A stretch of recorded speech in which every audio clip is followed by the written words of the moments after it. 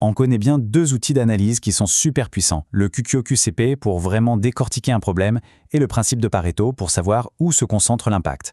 Mais qu'est-ce qui se passe quand on les fait travailler main dans la main? C'est justement ce qu'on va voir. Alors la question c'est pourquoi les combiner? À quoi ça sert? Comment est-ce que ces deux approches, une fois réunies, peuvent rendre une analyse pas juste plus complète mais carrément plus percutante? Quand on marie ces deux méthodes, le résultat est bien plus que la somme des deux. On se retrouve avec un problème qui est non seulement parfaitement décrit, mais aussi, et c'est vraiment ça le plus important, correctement hiérarchisé. Et voilà la clé pour passer de l'analyse à l'action. Une action qui vise juste. Pour bien comprendre comment cette collaboration fonctionne, il faut saisir une chose essentielle. Le QQO/CP et Pareto, ils ne font pas du tout le même travail. Ils ne sont pas en concurrence, non, ils sont de parfaits partenaires. Le QQO/QCP, on peut le voir comme un cartographe. Son job, c'est de nous dessiner la carte la plus complète possible du problème. On se pose toutes les questions. Qui est concerné? De quoi parle-t-on exactement? Où est-ce que ça se passe? Et quand? Comment ça se manifeste? Bref, c'est une exploration très large qui donne la vue d'ensemble.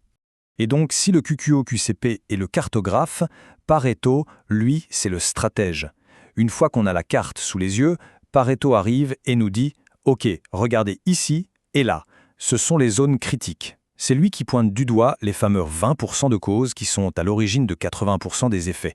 En gros, il nous dit où concentrer nos efforts. Donc le point crucial, c'est bien ça. On en utilise un pour y voir clair et l'autre pour choisir ses batailles. Le QQO/QCP aide à comprendre tout le paysage et Pareto, lui, aide à agir là où ça compte vraiment. C'est ce duo qui est si efficace. Bon, assez de théorie. C'est bien beau tout ça, mais en pratique, comment on fait? Voyons la méthode pas à pas. C'est très simple en fait.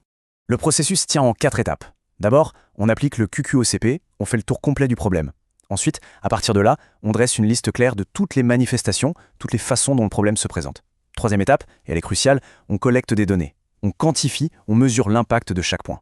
Et enfin, quatrième étape, on applique Pareto. On classe tout ça, on construit le fameux diagramme, et là, les vraies priorités nous sautent aux yeux. Pour que ce soit bien parlant, mettons ça en action avec un exemple tout simple.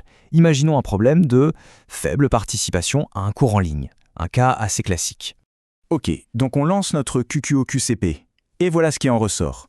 Un faible taux de connexion, des forums un peu déserts, des devoirs souvent rendus en retard, et puis des abandons en cours de route.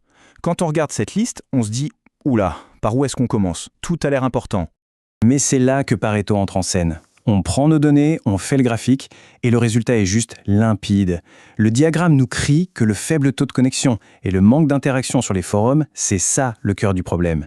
Les autres soucis, oui, ils existent, mais ils sont secondaires. Et d'un coup, on sait exactement sur quoi se concentrer. Alors au final, qu'est-ce qu'on y gagne à faire tout ça? Le bénéfice, il est énorme, on obtient une analyse qui est chirurgicale. Les avantages sont très clairs. D'abord, on arrête de s'éparpiller, on met de l'ordre dans le chaos. Ensuite, on concentre son énergie là où ça va vraiment faire une différence. Et surtout, ça prépare la suite de manière super efficace, parce qu'on sait qu'il faut chercher les causes profondes de juste 1 ou 2 points critiques, pas de 10. Et ça, c'est vraiment un point capital. Si on saute cette étape de hiérarchisation, eh bien c'est la meilleure façon de foncer droit dans le mur. On se retrouve avec des solutions qui traitent les mauvais symptômes et qui, au final, ne résolvent rien. Une perte de temps, d'énergie, de tout en fait.